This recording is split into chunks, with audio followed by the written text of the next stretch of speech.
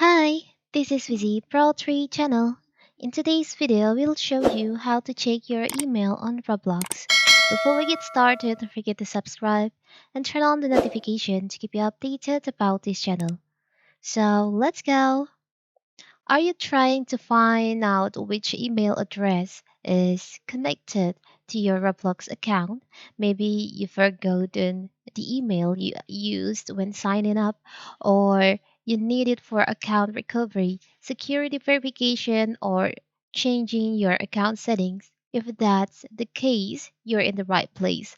So this video will show you how to find how to check your connected email on your Roblox account. It's very simple. First of course, you have to open our Roblox. After that, you can go to your settings. You can select a more in here. Now you can just go to settings. From settings, you can go to account info. So here's your account info. You can see your display name, username, password, and also your email.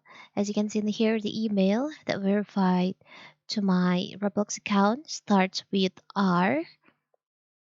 You can, if you want to change email, you can enter the email.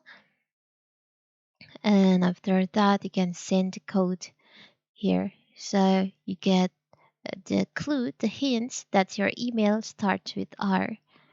It's very simple, right?